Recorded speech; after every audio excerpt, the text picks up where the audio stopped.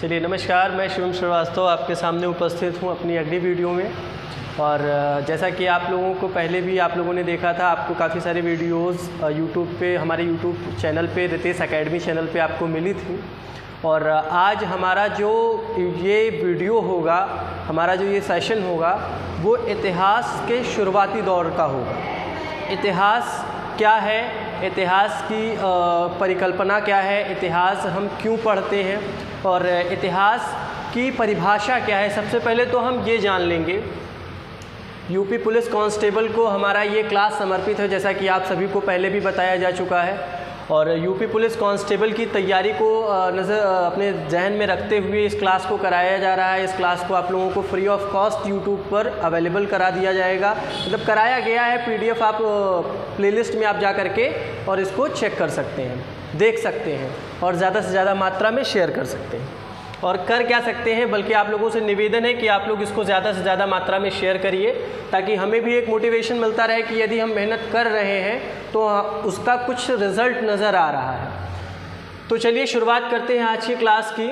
आज हमारा जो पहला टॉपिक होगा, जो पहली हेडिंग होगी, वो होगी इतिहास। इतिहास क्या है? इतिहास के बारे में यदि देखें तो विभिन्न लेखक अपना अपना मत देते हैं, लेकिन जो एक सटीक और शुद्ध परिभाषा इसकी निकल के आती है, या मैं कह लूँ बहुत कम शब्दों में बहुत अच्छी विस्तृत जो एक तरीके से और सेटिस्फाइंग संतुष्टिजनक उत्तर इसका आता है, वो ये है कि जो पुरानी जानकारी है, जो बीत गया और उसके बारे में जो विश्लेषण, उसके बारे में जो लेख हमको प्राप्त होते हैं, वही इतिहास है। जैसा कि आप लोग देख पा रहे हैं, पीछे मैंने लिख भी रखा है, व्यक्ति, समाज, देश की महत्वपूर्ण, विशिष्ट एवं सार्वजनिक क्षेत्र की घटनाओं का कालक्रम से लिखा हुआ विवरण या अतीत की घटनाओं का व्यवस्थित वर्णन या अध्ययन इतिहास कहलाता है। जैसे कि आज से हज़ारों साल पहले या 200 साल पहले या 300 साल पहले जो हम अपने पूर्वजों से कहानियाँ सुनते हैं कि आज हमारे बाबा हैं, बाबा अपने बाबा की कहानियाँ हमको सुनाते हैं, वो सब क्या है? इतिहास ही तो है। जब हम जिसके बारे में हमें कोई जो चीज़ें हमें कहानियों के रूप में मिले, वो इतिहास है। इतिहास को 3 भागों में बांटा गया है, जैसा कि मैंने आपको पहले बताया है। प्राचीन इतिहास, मध्यकालीन इतिहास और आधुनिक भारत का इतिहास। और जो आज हम शुरुआत कर रहे हैं, जो कि आपको एक क्रम के रूप में सारे के सारे वीडियोस मिलेंगे जिसमें, और उसका पहला वीडियो होगा वो होगा प्राचीन भारत का इतिहास। प्राचीन भारत के इतिहास के क्रम में हम सबसे पहले देखेंगे कि जो इतिहास है उसको, प्राचीन भारत का इतिहास 3 भागों में बांटा गया है। पहला है प्रागैतिहासिक काल, आधैतिहासिक काल और फिर ऐतिहासिक काल। प्रागैतिहासिक काल वह कालक्रम है जिसके बारे में ना तो कोई लिखित जानकारी है, सिर्फ और सिर्फ साक्ष्यों के आधार पर उसका पता लगता है। प्रागैतिहासिक काल को भी 3 भागों में बांटा गया है। वो है पुरापाषाण काल, मध्य पाषाण काल और नवपाषाण काल। अब पुरापाषाण काल, मध्य पाषाण काल, नवपाषाण काल, फिर उसके बाद में यदि हम देखें तो पुरापाषाण काल को भी 3 भागों में बांटा गया है। वह है निम्न पुरापाषाण काल, मध्य पुरापाषाण काल और उच्च पुरापाषाण काल। पाषाण का मतलब होता है पत्थर, पत्थर का युग। जो पाषाण शब्द है इसका मतलब होता है पत्थर, क्योंकि उस समय जो मानव थे, उस समय जो व्यक्ति थे, उनको बहुत सारी चीज़ों के बारे में मतलब जिस तरीके से आज आधुनिकताएं हैं, विभिन्न प्रकार के हमारे पास इंस्ट्रूमेंट होते हैं, उस समय उनको उतनी विस्तृत जानकारी नहीं थी उस चीज़ के बारे में। जो आदिमानव का समय होता है, वह समय एक ऐसा समय होता है जहाँ पर वह मांस पर जीवित रहते हैं, जंगली जानवरों के मांस पर जीवित रहते हैं, जिनको शिकार करने के लिए हथियार पत्थर के बनाने पड़ते हैं, और उनके हथियार भी उतने अच्छे नहीं होते जितने अच्छे धीरे धीरे कालों का जब कालक्रम आगे बढ़ता है, पुरापाषाण काल में उनके हथियार जो होते हैं वह भद्दे होते हैं और जैसे तैसे किसी तरीके से शिकार करके वो अपना जीवन जी रहे होते हैं। मध्य पाषाण काल में धीरे धीरे उनके जो हथियार हैं, उनके जो औजार हैं वो अच्छे हो जाते हैं। नवपाषाण काल में कृषि का युग के नाम से भी यह काल जाना जाता है। तो यह सारी चीज़ें आपको इस एंशिएंट हिस्ट्री यानी प्राचीन भारत के इतिहास के कालक्रम में देखने को मिलेंगी। अब जो पुरापाषाण काल है उसको 3 भागों में बांटा गया है, निम्न पुरापाषाण काल, मध्य पुरापाषाण काल और उच्च पुरापाषाण काल। अब इसके बाद में यदि हम देख लें तो हमने PDF भी लगा रखी है। जैसा कि आप लोगों को पहले हम बता चुके हैं कि प्रागैतिहासिक काल को 3 भागों में बांटा गया। इसकी जो समयावधि है वो 25 लाख BC 25 लाख ईसा पूर्व से लेकर के 25 लाख ईसा पूर्व से लेकर के 10,000 ईसा पूर्व तक है। ये पुरापाषाण काल की जो समयावधि है।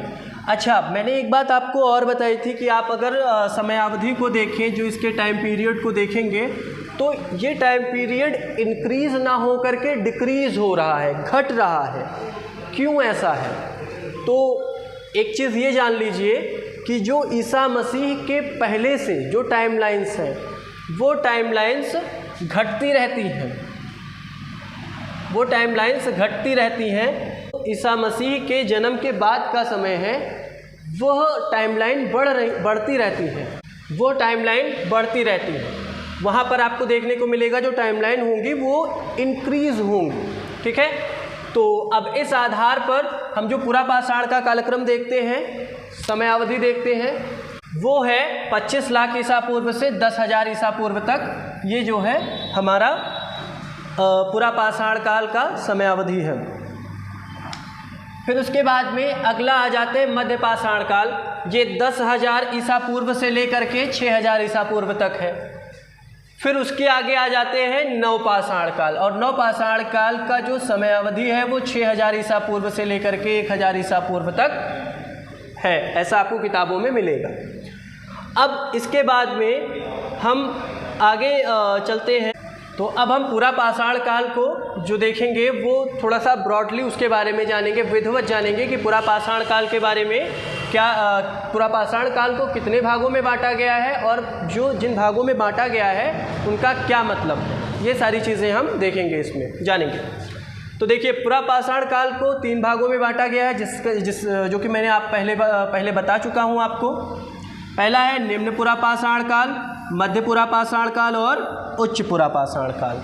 अब निम्न पुरापाषाण काल क्या है उसके बारे में हम जानेंगे।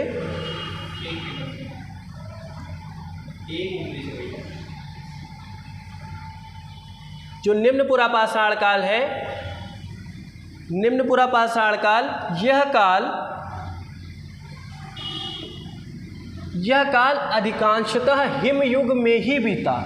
इस काल में कुल्हाड़ी, देखिए, अब जो निम्न पुरापाषाण काल में यदि पूछा जाए कि कौन कौन सी चीज़ें निम्न पुरापाषाण काल के अंतर्गत बताई गई हैं, तो कुल्हाड़ी है, वेदारणी है, खंडक चापर जिसको हम गणासा बोलते हैं, का इस काल के स्थल जो है वर्तमान में पाकिस्तान और के सोहन घाटी एवं तमिलनाडु में पाए गए हैं। यानी ये जो निम्न पुरापाषाण काल है, इसका जो समय बीता है वो अधिकांशतः हिमयुग में ही बीता है।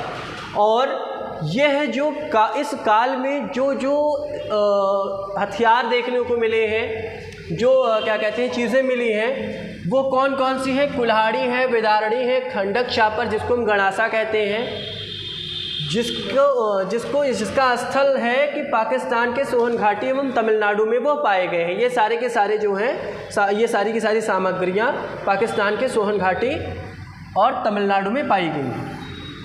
तो पहला तो ये हो गया। फिर उसके बाद में हम देखेंगे कि अगला क्या है। इस समय मनुष्य गंगा और यमुना के मैदान एवं सिंधु के कक्षारी मैदानों में नहीं बसा था। उसे कृषि का ज्ञान भी नहीं था। उसे कृषि का ज्ञान भी नहीं था।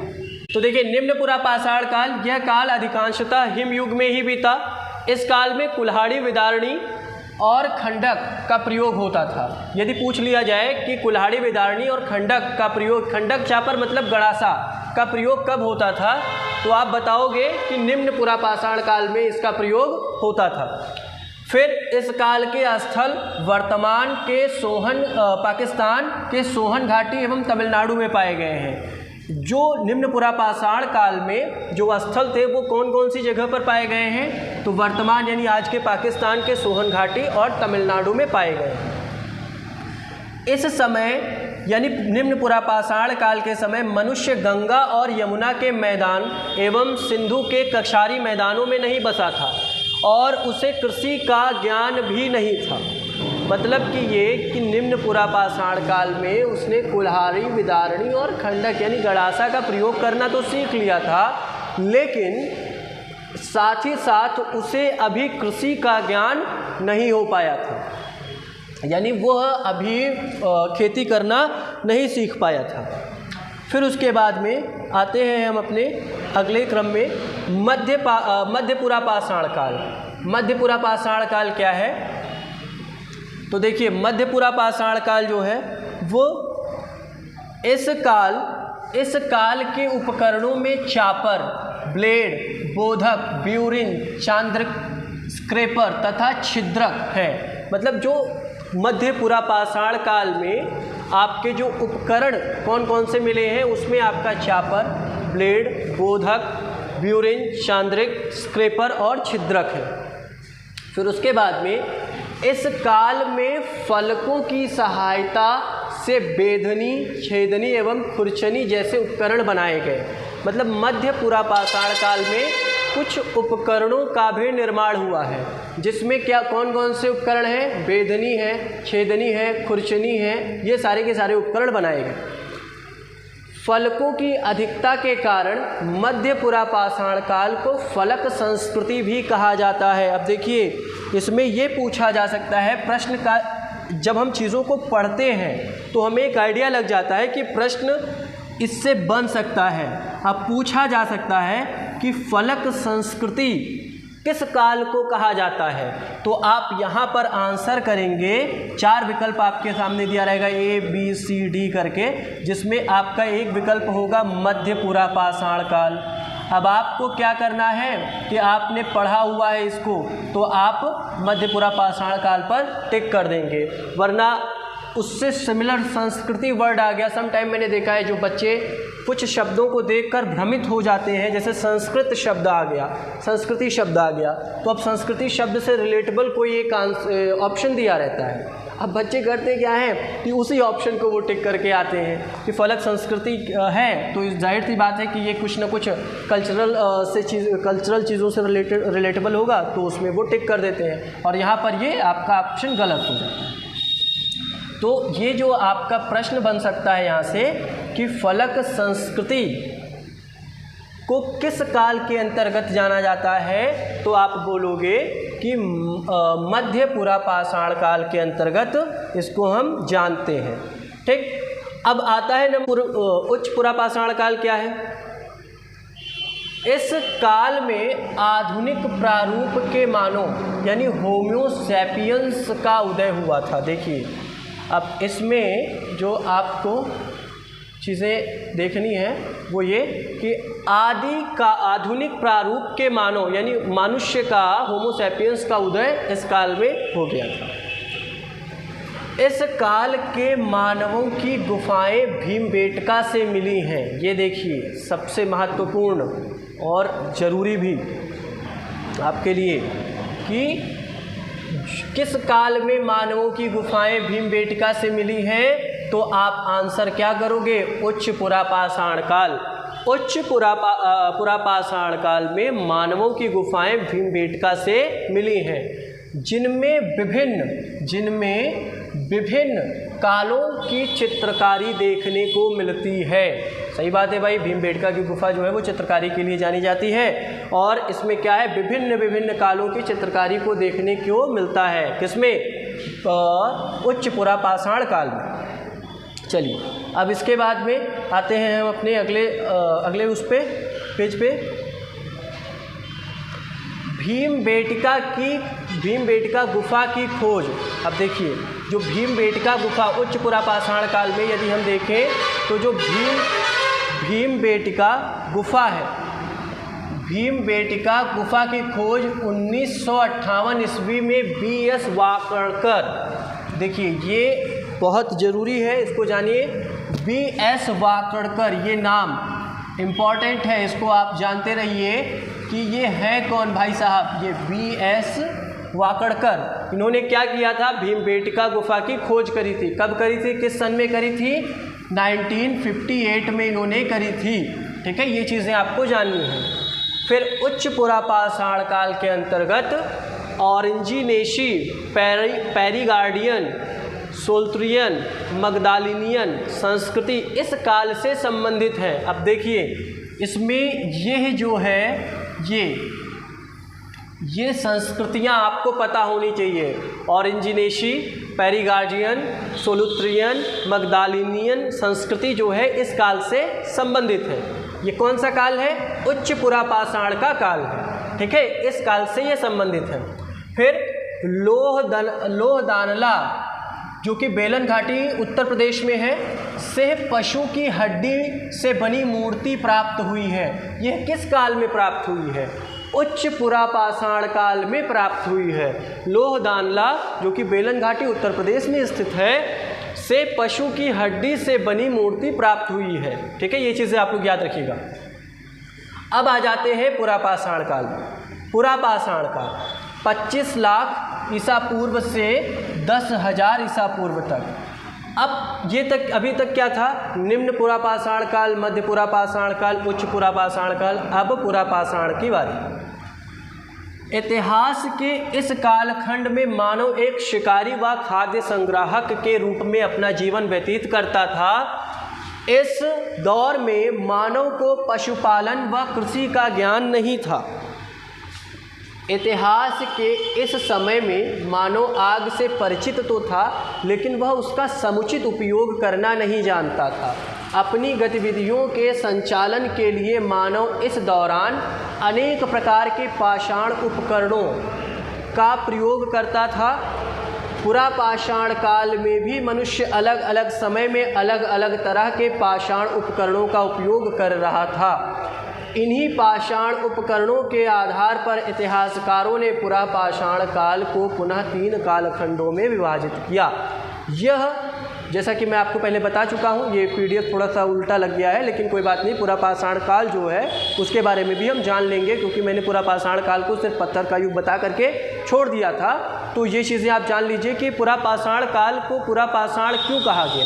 पुरा का मतलब पुराना, पाषाण का मतलब पत्थर, पत्थर का युग, पुराने पत्थर का युग क्यों कहा गया, क्योंकि इसमें जो मनुष्य था ना, वो पत्थरों का उपयोग करता था। उसका जो जीवन था वो पत्थरों पर ही एक तरीके से मतलब निर्भर था। भाई पत्थर के औजार नहीं होंगे उस टाइम, कोई उनके पास दाल चावल रोटी सब्ज़ी का कोई ठिकाना नहीं था। पत्थर के औजार नहीं होंगे तो वो जानवरों से अपनी रक्षा नहीं कर पाएंगे। पत्थर के औजार नहीं होंगे तो वह जानवरों का शिकार नहीं कर पाएंगे। तो ये सारी चीज़ें जो थी वो पूर्णतया पत्थरों पर निर्भर थी, और पत्थर को हम पाषाण कहते हैं। ठीक है, तो इसलिए इसको हम पुरापाषाण काल कहते हैं।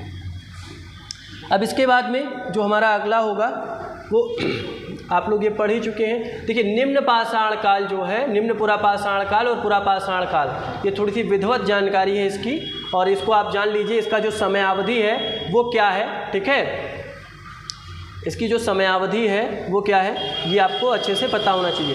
देखिए ये सारी चीज़ें मैं बता चुका हूँ, लेकिन ये थोड़ा विधिवत, इसको मतलब कहने का तात्पर्य ये है कि ये है, आप समयावधि इसकी देख लीजिए। 25 लाख ईसा पूर्व से 1 लाख ईसा पूर्व। इस दौरान मानव पाषाण उपकरणों का निर्माण करने के लिए क्वार्टजाइट पत्थर, अब देखो ये चीज़ें आपको ध्यान रखनी है। कौन से पत्थर, क्वार्टजाइट पत्थर, थोड़ा सा इसको, क्वार्टजाइट पत्थर का उपयोग करता था। इस दौरान पाषाण उपकरणों के निर्माण के लिए बटिकाशम का भी उपयोग किया जाता था। बटिकाशम पत्थर के ऐसे टुकड़े होते थे जो पानी के बहाव से रगड़ खाकर गोल मटोल व सपाट हो जाते थे। आप देखिएगा अभी भी अपने घरों में, आपके घरों में एक शंकर भगवान का ऐसा पत्थर होता है जो कि किसी भी आकृति का होता है, लेकिन वह गोल होता है, सपाट होता है, और हम लोग जल चढ़ाते हैं। हमारी आस्था होती है उस पर कि वो हमारे शंकर भगवान हैं। एक तो शिवलिंग होता है और एक पत्थर होता है जिस पे पत्थर पे ही हम लोग जल चढ़ाते हैं कि ये शंकर भगवान है। तो वो जो ऐसे पत्थर होते हैं उनको हम बटिकाशम पत्थर कहते हैं। कौन से पत्थर कहते हैं? बटिकाशम, क्योंकि पानी के बहाव के साथ साथ वो क्या हो जाते हैं? चिकने, गोल और एक तरीके से अच्छे उसमें हो जाते हैं, शेप में हो जाते हैं। निम्न पुरापाषाण काल के दौरान मानव द्वारा प्रयोग में लाए जाने वाले प्रमुख पाषाण उपकरणों के नाम हस्त, कुठार, विदारणी, खंडक, गड़ासा थे। जैसा कि मैं आपको पहले बता चुका हूँ, लेकिन इसमें जो आपको जानने वाली चीज़ें हैं वो है बटिकाशम। देखिए मेन चीज़ है आपका बटिकाशम, ठीक है। और निर्माण करने के लिए कौन कौन से पत्थर उपयोग किए गए? क्वार्टजाइट पत्थर का उपयोग किया गया। निम्न पुरापाषाण काल के दौरान मानव द्वारा प्रयोग में लाए जाने वाले प्रमुख पाषाण उपकरणों का नाम हस्त, कुठार, विदारणी, खंडक और गड़ासा थे। गड़ासा एक ऐसा बटिकाशम होता था जिसके एक तरफ धार लगाई जाती थी, और खंडक एक ऐसा बटिकाशम होता था जिसके दोनों तरफ धार लगाई जाती थी। निम्न पुरापाषाण काल के प्रमुख स्थलों में वर्तमान में पाकिस्तान में स्थित सोहन नदी घाटी, कश्मीर, राजस्थान का थार रेगिस्तान, मध्य प्रदेश की नर्मदा नदी घाटी में स्थित भीमबेटका, हथनौरा उत्तर प्रदेश के मिर्ज़ापुर में स्थित बेलन घाटी, तमिलनाडु में पल्लवरम, अतिरपक्कम, आंध्र प्रदेश में कर्नल, नागार्जुन कोंडा, कर्नाटक में इसामपुर आदि शामिल थे। देखिए जो पहली चीज़ तो ये है कि अभी हमारी क्लास चूँकि थोड़ी सी नई है, चीज़ों की हमने शुरुआत करी है, तो ये PDF जो आपके सामने हमने लगाई है बना करके, वो PDF में आपको कंटेंट्स भरपूर मात्रा में, जैसे कि इसमें देखिए कौन कौन से स्थान हैं इनके बारे में हमने विधिवत जानकारी दे दी है। बटिकाशम पत्थर क्या है इसके बारे में हमने जानकारी दे दी है, और भी सारी चीज़ें हैं जो कि इसमें बहुत अच्छे तरीके से हमने समझाई है, और जो कि यूपी पुलिस कांस्टेबल के नज़रिए से ही नहीं बल्कि अगर आप UPSI की भी तैयारी कर रहे हैं, आप यूपी पेट की तैयारी कर रहे हैं, तो आप उसके नज़रिए से भी आप बहुत अच्छे से इसको ले सकते हैं और पढ़ सकते हैं। अब उसके बाद में अगला आ जाता है हमारा मध्य पुरापाषाण काल, ठीक है। मध्य पुरापाषाण काल क्या है? इसका जो समय है वो 1 लाख ईसा से 40,000 ईसा पूर्व तक का है। इस दौरान मानव में पाषाण उपकरणों का निर्माण करने के लिए क्वार्टरजाइट पत्थर के स्थान पर जैस्पर और चर्ट नामक पत्थरों का उपयोग करता था। अब देखिए यहाँ से एक प्रश्न ये बनेगा कि क्वार्टरजाइट पत्थर का स्थान जैस्पर और चर्ट नामक पत्थरों ने किस काल में लिया? तब आपका यहाँ पर आंसर हो जाएगा मध्य पुरापाषाण काल। इस दौर में आकर पासवान उपकरणों का आकार निम्न पुरापाषाण काल की अपेक्षा छोटा हो गया था लेकिन अच्छा हो गया था। इस काल में मानव मुख्य रूप से वेधनी, फलक वेधनी, वेधक, खुरचनी आदि पाषाण उपकरणों का उपयोग करता था। ये उपकरण प्रमुख रूप से फलक पर आधारित होते थे। इस दौरान फलक उपकरणों की प्रधानता मिली है, इसलिए मध्य पुरापाषाण काल को HD सांकलिया ने फलक संस्कृति, अब देखिए अभी मैंने आपको ऊपर बताया था कि फलक संस्कृति का काल किसे कहा जाता है, जिसमें मैंने आपको बताया था कि मध्य पाषाण काल को कहा जाता है। और मध्य पुरापाषाण काल को फलक संस्कृति किसने कहा है, तो इसमें जो मुख्य नाम है वो है HD सांकलिया। इसको मैं लिखे दे रहा हूँ यहाँ से, HD सांकलिया।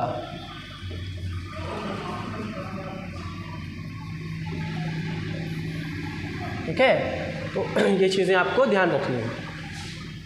महाराष्ट्र में स्थित नेवासा, उत्तर प्रदेश में स्थित चकिया व सिंगरौली, झारखंड स्थित सिंहभूम व पलामू, गुजरात स्थित सौराष्ट्र क्षेत्र, मध्य प्रदेश में स्थित भीमबेटका की गुफाएं, राजस्थान में स्थित बड़ेच, कादमली, पुष्कर क्षेत्र, थार, रेगिस्तानी इत्यादि मध्य पुरापाषाण काल से संबंधित प्रमुख स्थल हैं। ये चीज़ें होंगी। अब उच्च पुरापाषाण काल जो कि 40,000 से 10,000 ईसा पूर्व तक का है, इसके बारे में हम जानेंगे। उच्च पुरापाषाण काल कौन से काल है? उच्च पुरापाषाण काल के दौरान पाषाण उपकरणों के निर्माण के लिए मानव द्वारा जैस्पर, चर्ट, फ्लिंट आदि पत्थरों का उपयोग किया जाता था। इस दौरान मनुष्य जो है वह निर्मित किए जाने वाले पाषाण उपकरणों का आधार मध्य पुरापाषाण काल के दौरान निर्मित पाषाण उपकरणों से अधिक छोटा हो गया था। इस काल में मानव फलक एवं तक्षणी पर आधारित पाषाण उपकरणों का अत्यधिक निर्माण करने लगा था। आकार में छोटे होने के कारण इन पाषाण उपकरणों का उपयोग मानव की दक्षता व गतिशीलता में वृद्धि हो गई थी। देखिए, जैसे जैसे जब आपकी चीज़ें अपडेटेड नहीं रहेंगी तो वह शायद थोड़ी सी हैवी हो, लेकिन जैसे जैसे चीज़ें अपडेटेड होती जाएंगी ना, वैसे वैसे वह चीज़ें आपकी अच्छी होती जाएंगी, छोटी होती जाएंगी, जिसका वज़न भी कम होगा, जिसमें आपको चीज़ें जैसे कंप्यूटर को यदि हम ले लें तो कंप्यूटर आपका पहले क्या था, 4 उपकरणों से बना पूरा एक सेटअप था, जिसमें आपका कीबोर्ड था, माउस था और CPU था, मॉनिटर था। अब उसका एक छोटा सा उपकरण दे दिया गया सबको एक ही में समेट के, लैपटॉप से भी छोटा दे दिया गया फ़ोन। आप कहीं भी रहिए अपने पॉकेट में, लैपटॉप के लिए तो आपको बैग रखना होता है, फ़ोन के लिए आपको कोई बैग आपके पॉकेट में है, हाथ में लिए हैं, और सारा काम कंप्यूटर का है तकरीबन। तो ये सारी चीज़ें आपको जाननी है कि जैसे जैसे पुरापाषाण काल से मानव चला तो उस समय पत्थर के औजार हुआ करते थे, मध्य पुरापाषाण काल में थोड़े छोटे हुए, फिर उसके बाद में उससे जब नीचे आया गया, उससे आगे बढ़ा उच्च पुरापाषाण काल में, तो उसके हथियार और थोड़े, उसके औजार थोड़े और छोटे हो गए, और जिस आधार पर वो उसने क्या किया कि उसके औजार जो है वो छोटे तो हो गए लेकिन अब और अच्छे थे, पहले की अपेक्षा अब और अच्छे हो गए। अब उसके बाद में हम देखेंगे इसमें महाराष्ट्र में स्थित इनाम व पट्टणे, आंध्र प्रदेश में स्थित कुरनूल, और आंध्र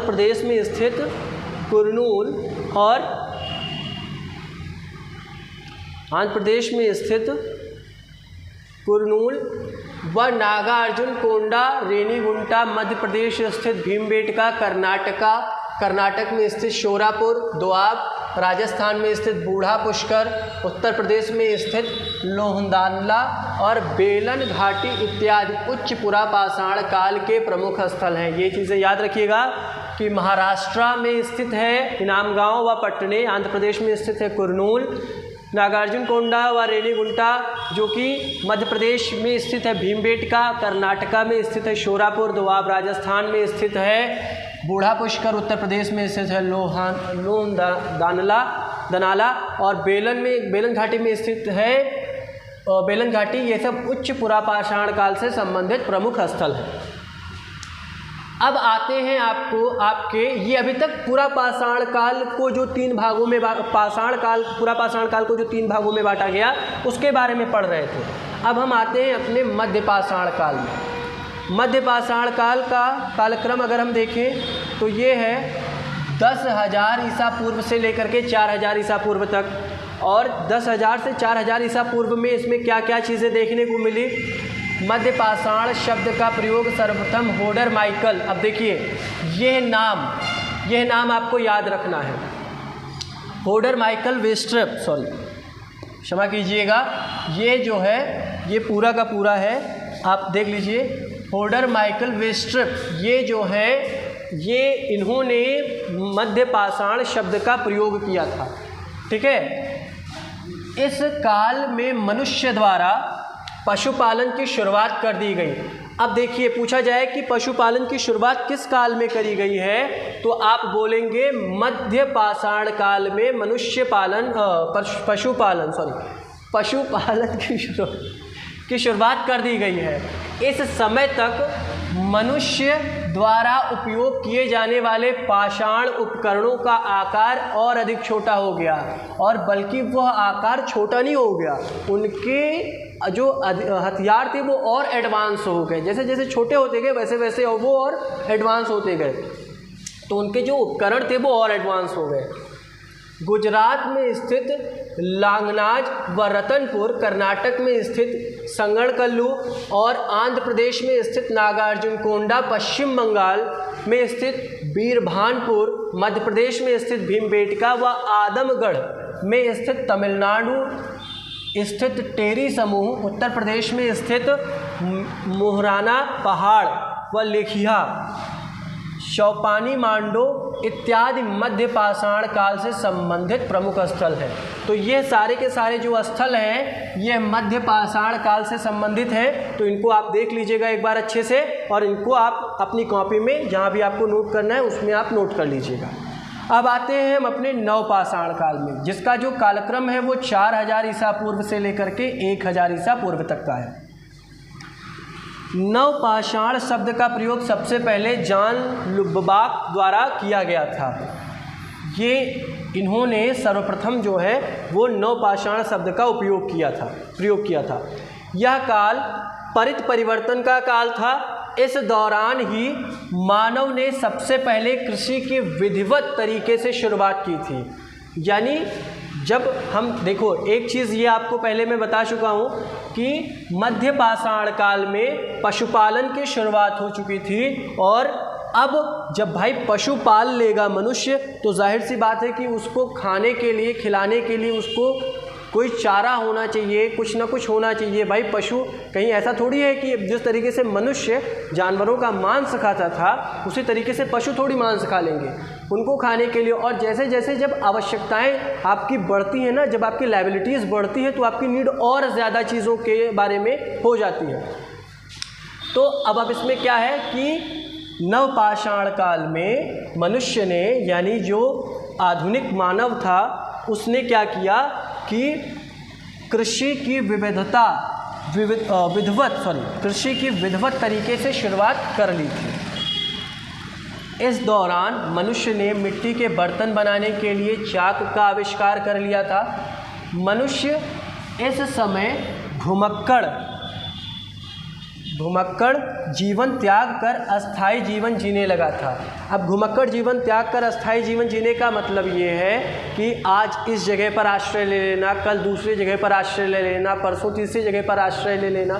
तो ये जो उनकी जो स्थिति थी उसको वह त्याग चुका था। उसका एक स्थान हो गया था कि उसको यहीं रहना है, और अपना एक जो है अस्थायी जीवन जीने लगा था।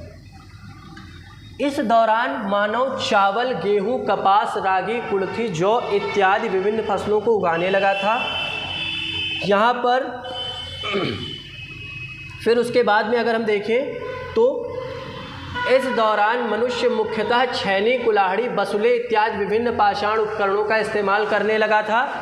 कौन कौन से उपकरण थे? छैनी, कुल्हाड़ी, बसुला इत्यादि, ये सारे के सारे जो पाषाण उपकरण थे वो उसका उपयोग कर रहा था। फिर उसके बाद में इस दौरान तेज़ी से हुए परिवर्तनों के कारण मनुष्य का जीवन अपेक्षाकृत काफ़ी आसान हो गया था। इस दौर तक मनुष्य ने आग का उपयोग करना सीख लिया था। सबसे ज़्यादा महत्वपूर्ण बात और सबसे ज़्यादा कॉमन बात जो हर एक व्यक्ति बताता है कि आग की खोज किस काल में हुई, तो वह हुई है आग की खोज नवपाषाण काल में। कौन से काल में? नवपाषाण काल में आग की खोज हुई है। ये चीज़ें आपको ध्यान रखनी है। फिर उसके बाद में अगर हम देखें आगे तो इसलिए गार्डन चाइल्ड ने नवपाषाण काल को नवपाषाण क्रांति की संज्ञा दी। अब देखिए यहाँ से एक प्रश्न ये बन सकता है आपके यूपीपी कांस्टेबल, यूपीएसआई और जितने भी उत्तर प्रदेश के अंदर वनडे एग्ज़ाम है, उसमें आपका एक प्रश्न ये बन सकता है कि किस व्यक्ति ने नवपाषाण काल को नवपाषाण क्रांति की संज्ञा दी, और आपके 4 विकल्प दिए रहेंगे ABCD करके। फिर उसमें जो है उन 4 विकल्पों में आपका एक विकल्प गार्डन चाइल्ड भी दिया रहेगा, जिस पर आपको जब आप पढ़ के जाएंगे तो आप उस पर अच्छे से टिक करके और चले जाएंगे। तो आज के लिए इतना ही। अब हम आपको अगली क्लास अपने अगले वीडियो में देंगे। इतनी चीज़ों की आप अच्छे से तैयारी कीजिए और फिर उसके बाद में हम आपको आगे क्लास आगे प्रोवाइड कराएंगे। धन्यवाद। और इसी तरीके की अच्छी वीडियो और इफ़ेक्टिव वीडियो को पाने के लिए हमारे चैनल रितेश एकेडमी को आप ज़्यादा से ज़्यादा लोग सब्सक्राइब करिए, अपना प्यार दीजिए, कमेंट ज़रूर करिए, अच्छा बुरा किस तरीके से क्लासेस आपको लग रही हैं, कैसे आपको किस तरीके से चीज़ें समझ